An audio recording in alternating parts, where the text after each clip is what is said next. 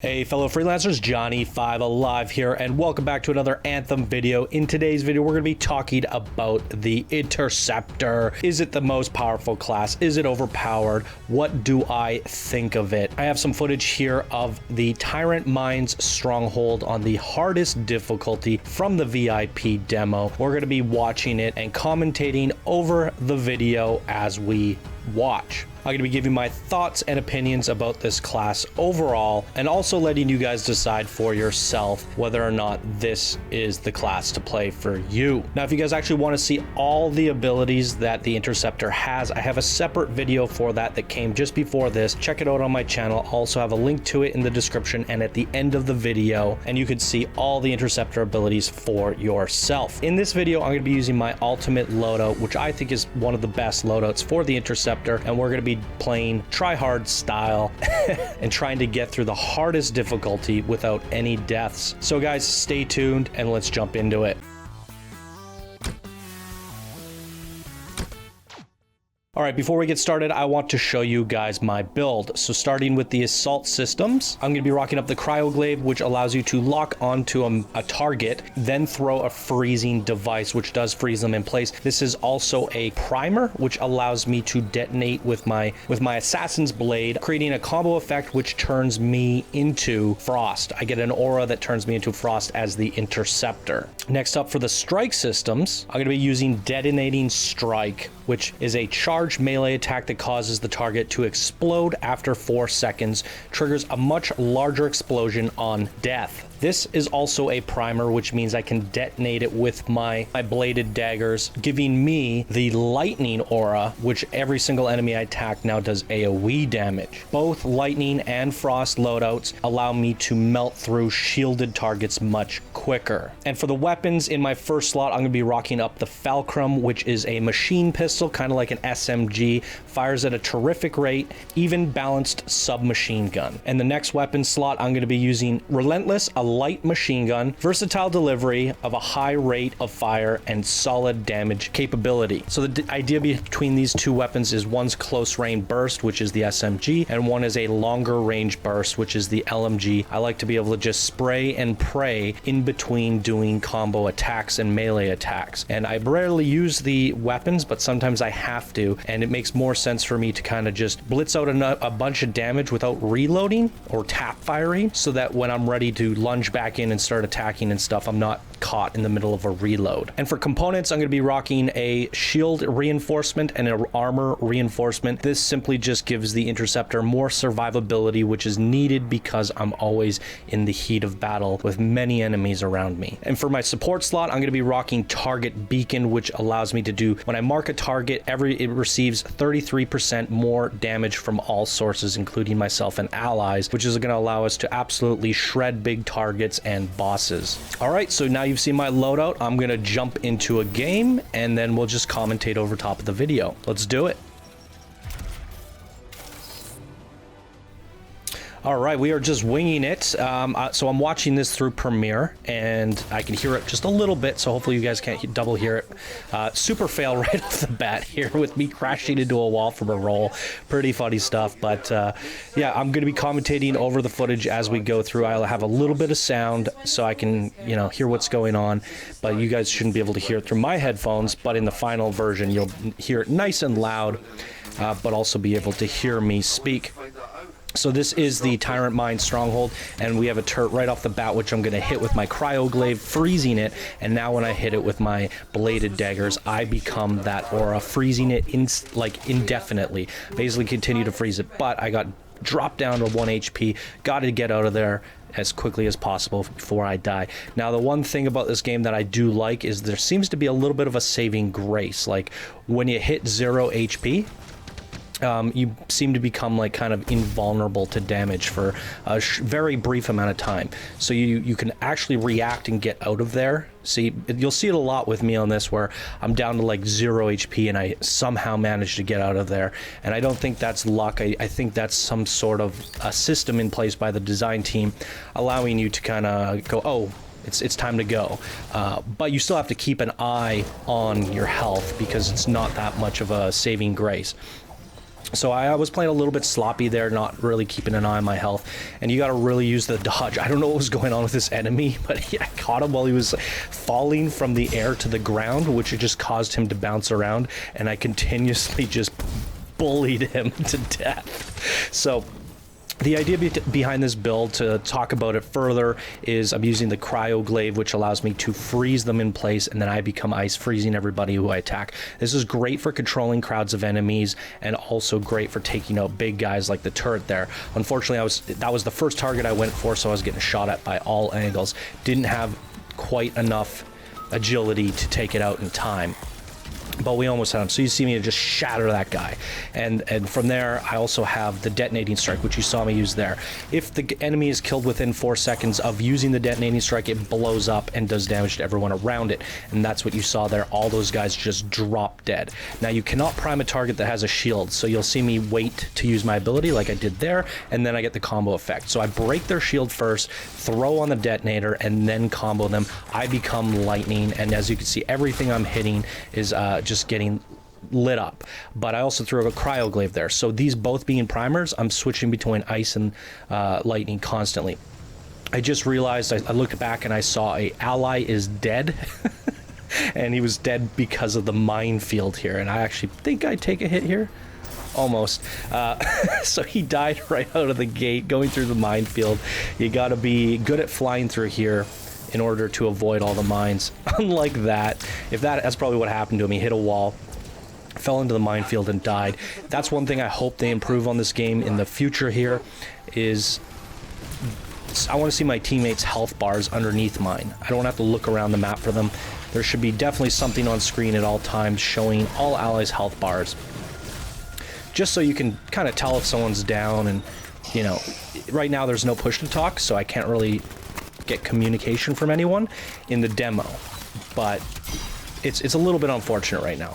So yeah, you get an idea of the gameplay, what's going on here. It's quite a long mission where I'm going to be talking over, but I do really want to get into the nit and gritty of the Interceptor here compared to all the Javelins. Because in my opinion, this is the strongest class. Here you can see me using my ultimate ability. Those 2 bars on the sides of my character indicate how long I'm in my ultimate mode. I cannot fly well in this mode, but if used while flying, I can fly to a location. Once I land, I can't go anywhere again. So I went through those mines on purpose there to detonate them while I was still invincible. And, you know, just there was nothing else to do in that period of time. But you are invincible while in the ultimate mode, which is amazing for last man standing. You're the last man standing, pop your ultimate, and you have enough time to revive all 3 of your teammates. This might get nerfed later on, but as of right now, it's insanely powerful, and you do a whack load of damage. Not to mention, you're the one character that can mark targets for increased damage, so you throw a mark out, and then you ultimate, and you just shred anything. You can see there, I marked him with a cryo blade, landed in, and now I've become that element, and I switched to lightning. Now I'm the lightning element, and that's what I love about this combo. I guess I might be both, because I just saw him freeze there. Maybe you have to wait until one wears off to get the next one, but I'm definitely just hitting them with all sorts of status effects. Now that's the one frustrating thing. If you freeze something in the air, you're not really able to melee reliably. You can't melee while hovering. That's one thing I hope they fix, where if I'm hovering, I can just swing, because then I could hover into that target and then begin to melee. Almost dead. Look at that. Got to get out. Do dodge, dodge, dodge, dodge, and then melee attacked behind cover. The quickest way to get back to cover, if you see the cover, drop a melee, you'll twirl to the ground, dodging things, and be safe. But yeah, if they're frozen in the air, you have to use your SMG right now, and that doesn't feel too great for a melee heavy build. But you can see I'm definitely surrounded by a lot of scary enemies, and I'm doing really good. I'm very tanky. And then we have big guys like this. Well, if I hit him with a cryoglaive here, which I hopefully do, there you go. That little backpack, those tanks, is his weak spot. So you can freeze them and then go to town on them. But there were other guys putting too much fire on me, and I had to get out of there. But this character is so good at slipping in and out, and while you can see the health bars are only 3, other characters have a lot more health, but it doesn't feel that way. I've played, to give you guys an idea of how much I played the demo for over the 3-day period, I think I added up, I had to make 2 accounts and use a friend's account to have access to all the javelins, because they only gave us access to 2.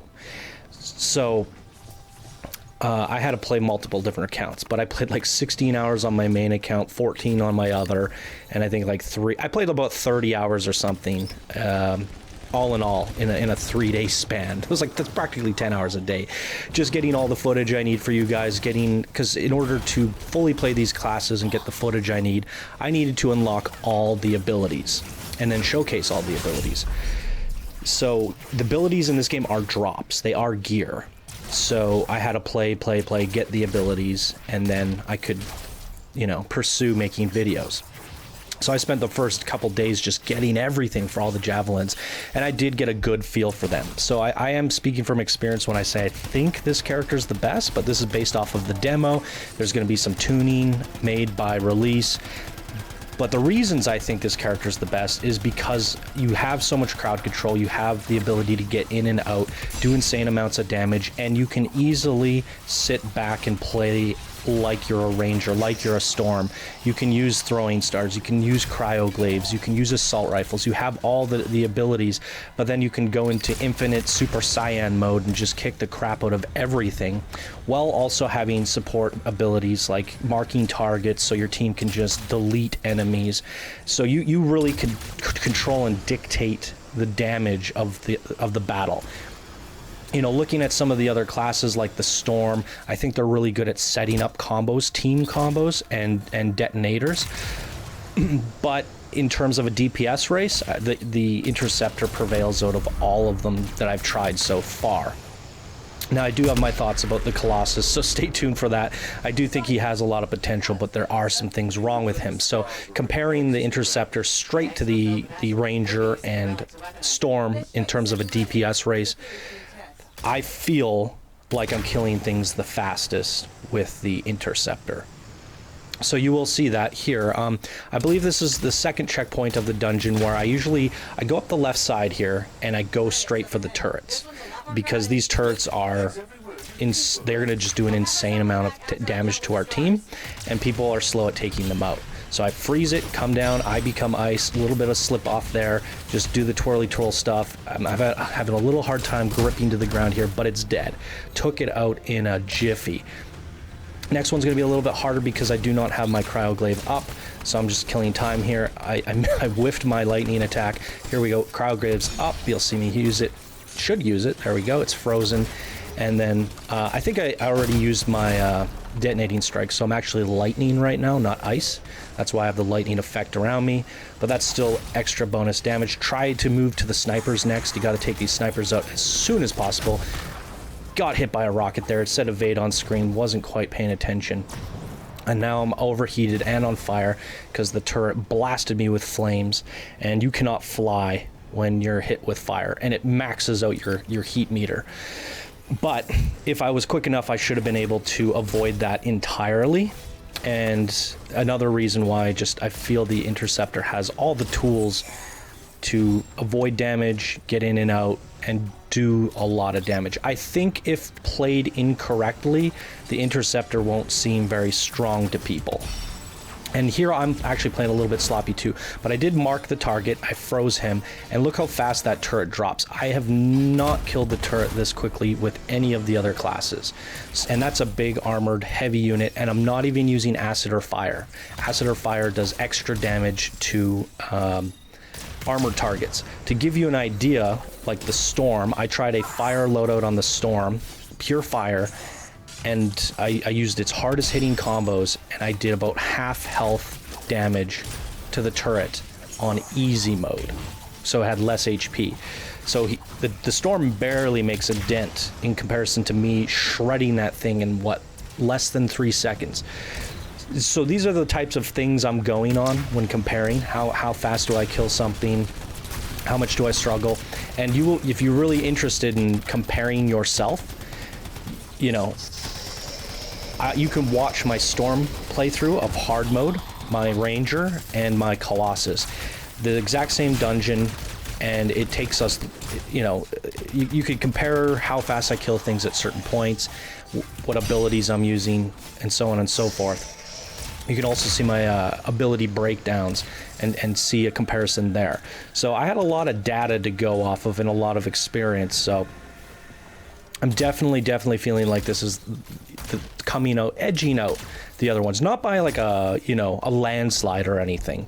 I want to say that I fully enjoyed the other 3 classes, but there's some controversy on the Colossus that we'll get to in other videos.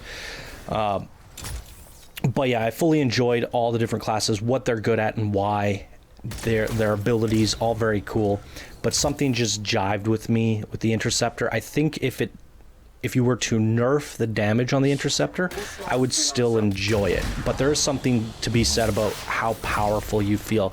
All these mobs spawning in, pop my ultimate, go Super Saiyan, just see how much I shred is ridiculous. The other ultimates in the game in comparison, the Storm does a lightning, fire, ice, AoE in grouped marked areas. The Colossus does 3 giant rocket launcher strikes, which I have to say are very powerful. The problem is he can only shoot what he can see and he can't move during it. Like, he can move, but he only has a limited window of opportunity to get those shots off. So he's pretty much stuck where he's standing. Got a little bit of a whiff there. Hit the collision box and fell. But yeah, the Colossus is stuck in one spot. I would say his ultimate is probably the strongest if there's an opportunity to make the most of all 3 shots. And then the Ranger, I would say, has the weakest ultimate by a landslide. It's fun, but it's not as devastating as the Colossus or the Interceptor, or even the Storm. But I'd say the Interceptor has the strongest ultimate, just because you can res all your allies in that time. You could do a lot with it, and I took out like 4 enemies, two shielded big guys in that short window. So very powerful ultimate. And there's something to be said about this melee combat. It's really hard to put your finger on it, because it feels like something out of like Ninja Gaiden or something. It's really crazy. You're all over the place, and surprisingly enough, it's not too hard to control. And if you get it right, like, I still haven't really mastered it. I can see myself getting a lot better at this. I'm not very good at this stage of me recording and playing, because I only had a couple days to play and I was trying out all the classes. So hands-on Interceptor, probably like 6-7 hours of gameplay. So I feel like I could get a lot better at those micromanaging, those tiny little moments, moment-to-moment gameplay, where you hit a couple hits and then you dodge, hit a couple hits and then you dodge, and you go back and forth between characters.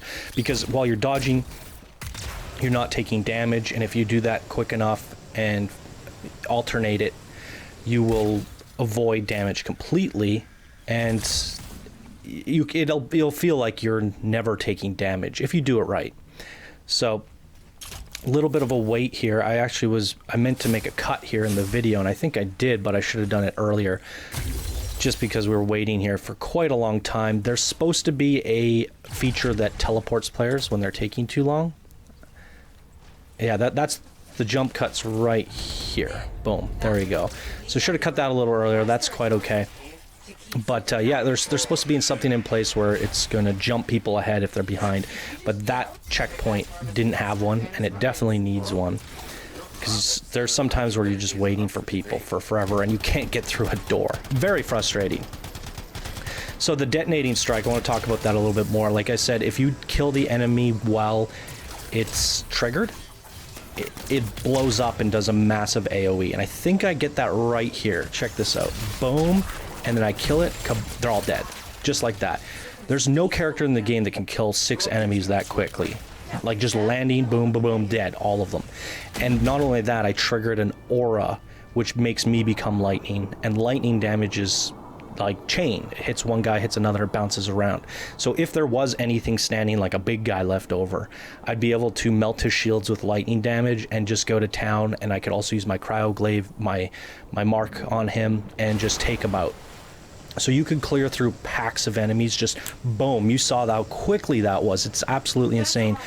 I've used the Storm's Thunder Strike, and it doesn't do that. I've used the Ranger's different grenades. It doesn't do that. That is ridiculous. It seriously is. So I'm just like, holy moly, this character is lights out crazy. But there's that balance between, it's a squishy character. It needs to get in there and feel powerful in the window of opportunity that it's in there. But like I said, if you get good enough, it has a high skill ceiling where you could be surrounded by guys like this. Look, I didn't take any damage. These are all exploding enemies. If you dodge, move, you will not take damage.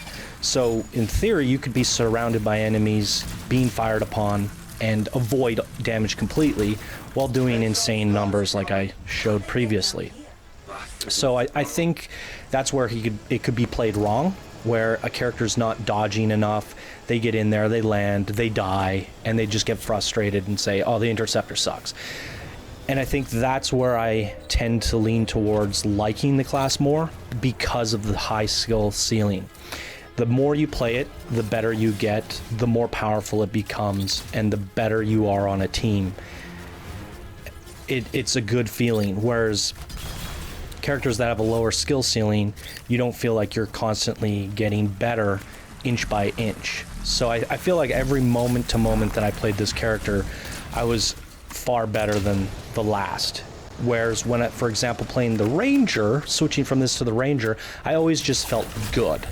But I didn't feel like I was making subtle improvements in my movement or the way I used my abilities. It was just keep an eye on my cooldowns, keep my range. You know, once in a while use my shock mace to set up a combo, and then just kind of improve on my timing, improve on my cooldown reduction timing.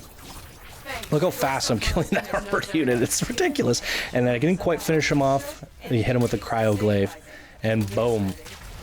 So here we ran into a bug. This little thing, you're supposed to defend it for like 5-10 minutes, and I just did a jump cut there because there was a bug where no enemies are spawning. That is literally, we just stood there for 10 minutes doing nothing.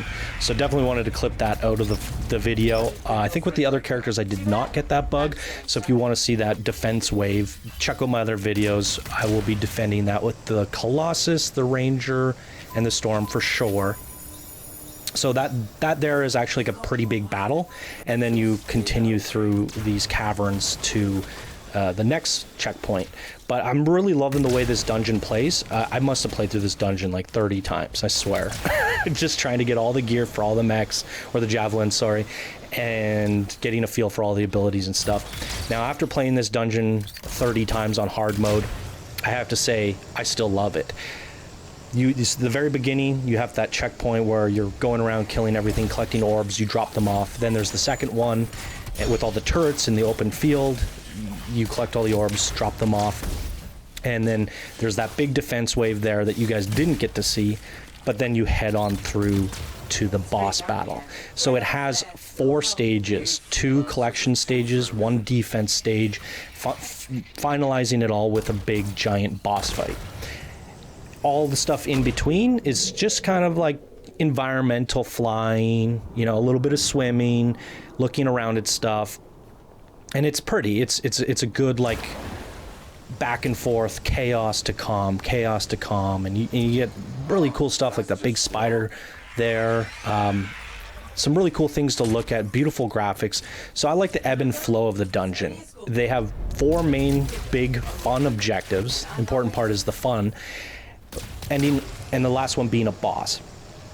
It's really cool. I love the way they built the dungeon, the way it feels, and after running it 30 times, I'm not sick of it.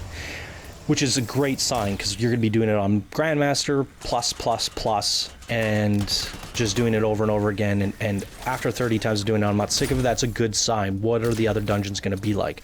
And I can't say that for a lot of games. There's a few World of Warcraft dungeons that I say I'd love to do over and over again, but not all of them.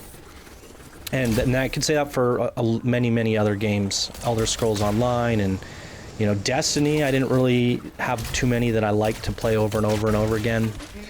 But yeah, this one it's very promising.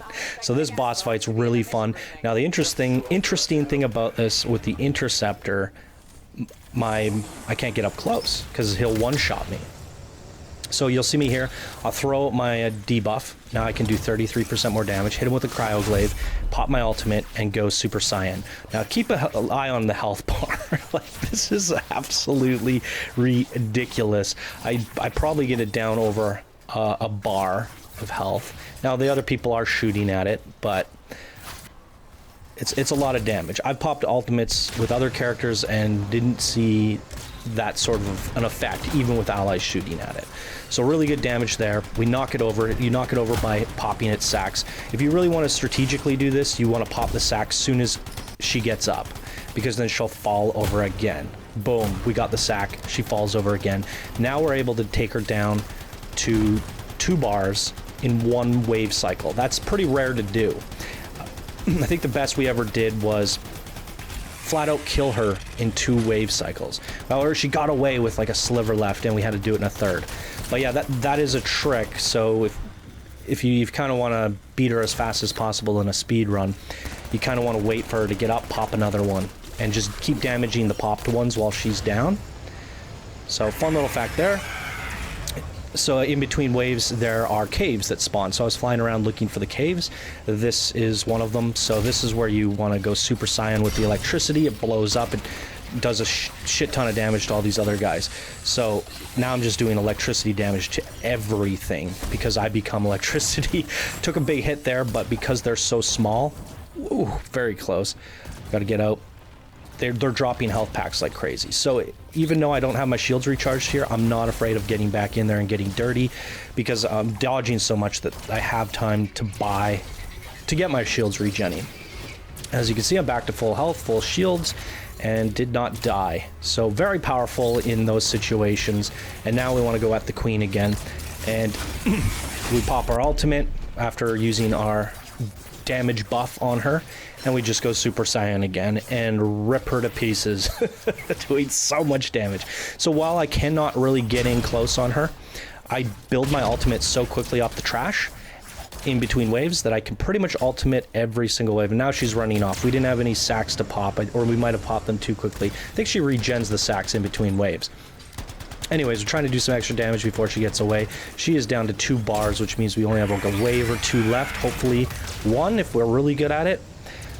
But on the last bar of health, she goes super berserk, and I think enemies spawn from all 4 caves. So it gets super crazy. So you want everybody clearing trash and focusing on the trash, because if you don't, suddenly you're surrounded. The only character that doesn't really have to worry too much is the Storm, because he can fly infinitely.